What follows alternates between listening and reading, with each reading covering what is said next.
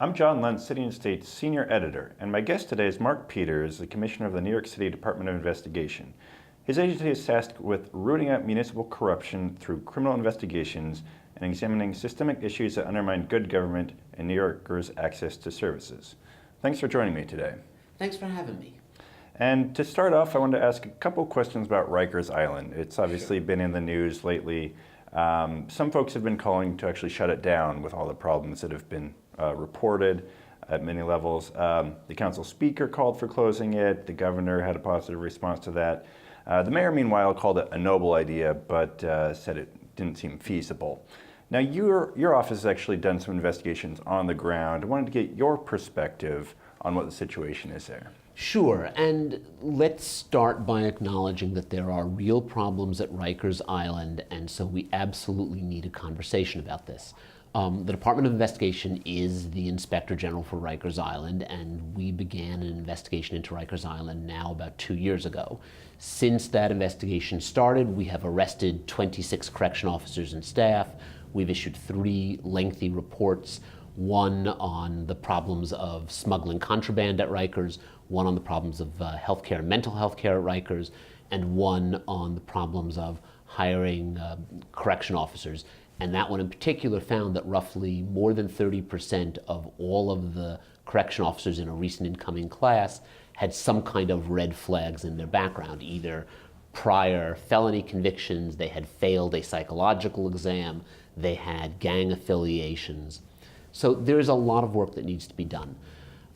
The problem is that whatever the policy issues on closing Rikers, and I leave that to others, the problems that we are seeing on the ground as Rikers Inspector General, too many guards who are willing to sell their offices and engage in smuggling, too many guards willing to engage in brutal, violent behavior, too many gangs engaged in narcotics trafficking.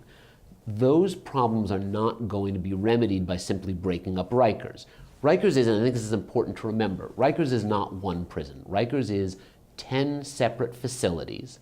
To get from one to the other, you have to actually get in a car and drive from one to the other. So it's not as though it's one big thing, it's 10 separate facilities. If we were to take those facilities and put them all over the city, which is what the Break Up Rikers proposal suggests, then you'd still have 10 separate facilities. You'd still have the same guards engaging in the same violent behavior. You'd have the same smuggling going on.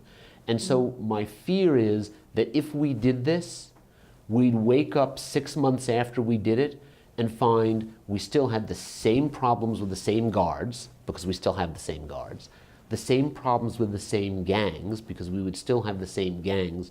And these are the folks who, regardless of what kind of bail reform proposals one's in favor of, these are the folks there's no proposal out there that has these folks not being incarcerated. So we have the same, and we've got the same troubles with mental health treatment. It's just that now the people who do law enforcement, the Department of Investigation, instead of having people investigating in one physical spot, we're now having to drive all over the city. We're needing to increase the number of drug-sniffing canine dogs to patrol all over. Now, your office did turn up some real issues and I think some possible pathways forward dealing with a few of these problems. Sure. There. And yet some of these issues, crime, inmates and guards, seem to be very intractable. Are you optimistic that there is a pathway forward, and how long could that take? I am optimistic that there will ultimately be a pathway forward. I think it has taken several years and it will take several more. Remember that we got to this place because of a decade, probably more than a decade, of simply ignoring the problem. And we're not going to fix a problem that is the result of several decades of neglect quickly. To give you, one interesting, example, if all goes well, the Department of Correction will add about 1,500 new correction officers over the next year or so, and that's a huge undertaking. But that's still only about 20% of the total number of correction officers.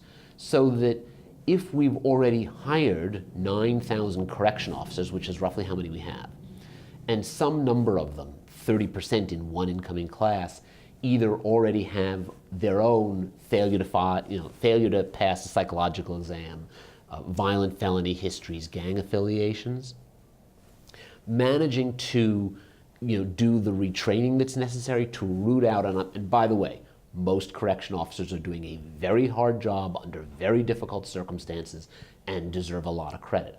But there are certainly far too many who don't do a good job, who are engaging in violence. It will take a while to root those folks out. I think that we've arrested 26 correction officers since the investigation started. I think it's safe to assume we will continue to need to do that for quite a bit of time before this all gets solved.